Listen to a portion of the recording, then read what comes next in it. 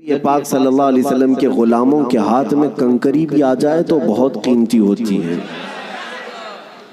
ہاں، ہم نہ تلوار کی بات کرتے ہیں نہ بندوق اور بم بارود کی بات کرتے ہیں، لیکن میرے عزیزوں، دل سے اور سینے سے نکلنے والی باتیں اس سے بھی زیادہ طاقتور ہوتی ہیں۔ یہ دنیا جانتی ہے، یہ دنیا جانتی ہے، اور اسی وجہ سے پورا کربلا کا واقعہ پیش آ گیا۔ آپ کبھی سوچ سکتے ہیں کہ ایک طرف نواسہ رسول امام علی مقام جو بغیر جنگ کے ارادے سے اپنے گھر سے نکلے ہیں، اپنا مختصر سا خاندان لے کر کے نکلے ہیں، لیکن جب وہ کوفہ آنے والے تھے، بیچ راستے میں آپ کو روکا گیا۔ آپ کے قافلے میں آنے والوں کی تعداد مختلف بتائی گئی ہے روایات میں۔ مسعودی کی روایت میں 135 لوگ تھے امام حسین کے ساتھ، اور دیگر روایات کے مطابق 82 لوگ تھے، 82 لوگ، عورتیں مرد سب ملا کر۔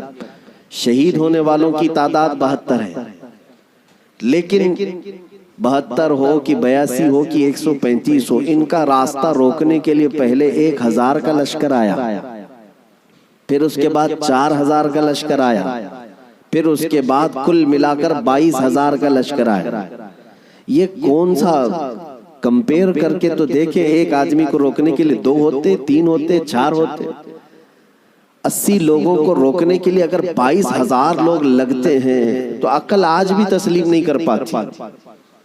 نوجوانوں تصور کرو، کیا آپ کے زمانے میں بھی، ہم تو 1400 سال پہلے کی طاقت نہیں رکھتے، کمزور ہو گئے، آپ کے زمانے میں بھی آپ سے اگر کہا جائے کیا 80 لوگوں کو روکنے کے لیے کتنے لوگوں کی ضرورت پیش آئے گی، آپ کہیں گے زیادہ سے زیادہ 800 لوگ، اور بھی اگر آپ کے اندر شدت ہے تو بولیں گے 8000 لوگ، لیکن یہ 22000 کی تعداد سمجھ میں نہیں آتی۔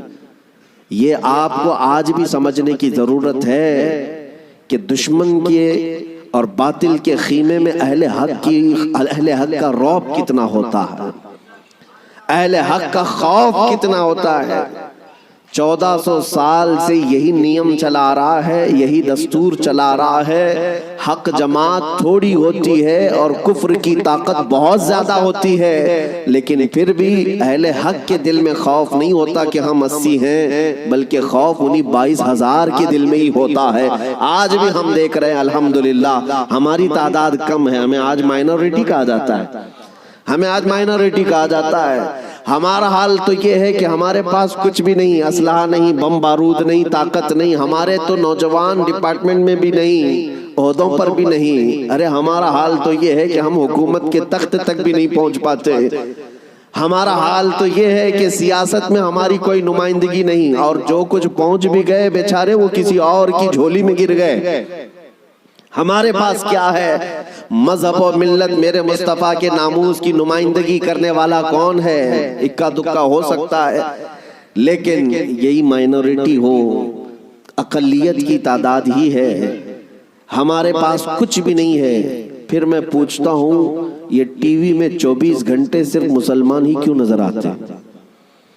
میڈیا ان کا ہاٹ ایشو اگر آج کے زمانے کا ہے، کچھ بھی ہو، مسجد ہوگا، برقع ہوگا، داڑھی ہوگی، ٹوپی ہوگی، ہم ان سے پوچھتے ہیں میاں یہ تو بہت تھوڑے سے ہیں ہندوستان میں، ان کی حیثیت یہ ہے کہ پڑھے لکھے بھی زیادہ نہیں ہیں، عہدوں پر بھی زیادہ نہیں ہیں، سیاست میں بھی نہیں ہیں، لیکن پھر ٹیلی ویژن میں کیوں زیادہ ہیں، ٹی وی میں، نیوز میں یہ زیادہ کیوں ہیں؟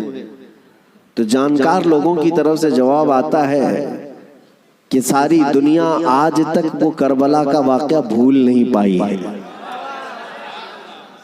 کربلا کا واقعہ بھول نہیں پائی، اس لیے کہ آج بھی ان کو ایسا لگتا ہے کہ اگر ایک بھی غلام حسین کھڑا ہو گیا تو پھر چاہے مقابل میں کروڑوں ہی کیوں نہ ہو، خطرہ اسی ایک سے ہی نظر آتا ہے۔ میرے عزیزوں، ایک بات یاد رکھنا، ہم مومن ہیں اور ہمارے لیے موت کوئی حادثہ نہیں ہے، ہمارے لیے موت حادثہ نہیں، بلکہ امام حسین نے ہمیں یہ سبق دیا ہے، موت ہمارے لیے شہادت ہے۔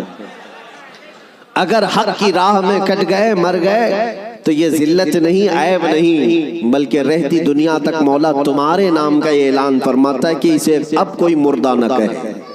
جو اللہ کی راہ میں مر گیا اب اسے مردہ بھی کہنے کو منع کر دیا گیا۔ اس لیے یہ تصور ہمارے پاس ہے الحمدللہ۔ اور ایک بات اور بھی میں آپ کو بتا دوں، دنیا کو اگر آج کسی بات کا سب سے زیادہ خوف ہے تو کیا ہے؟ اقبال نے کہا تھا انگریز ہمیں ہزار توڑنے کی کوشش کرتے رہے، مارنے کی، کاٹنے کی، جلا وطن کرنے کی، حکومتیں چھیننے کی، لیکن اخیر میں تنگ آ کر کے کیا کہتے ہیں جانتے ہو؟ انگریزوں کی زبان سے نکلے ہوئے الفاظ کی ترجمانی اقبال کرتا ہے، یوں کہتا ہے شاعر مشرق، یہ فاقہ کش موت سے ڈرتا نہیں ذرا۔ مسلمانوں کے بارے میں انگریز یہ کہتے ہیں یہ فاقہ کش ہے۔ فاقہ کش کا مطلب ہے بھوکے رہتے ہیں، کھانے پینے کو ان کے پاس ہے نہیں، لیکن معاملہ یہ ہے یہ فاقہ کش موت سے ڈرتا نہیں ذرا۔ ہاں، موت سے ڈرتا نہیں ذرا، روح محمدی اس کے بدن سے نکال دو۔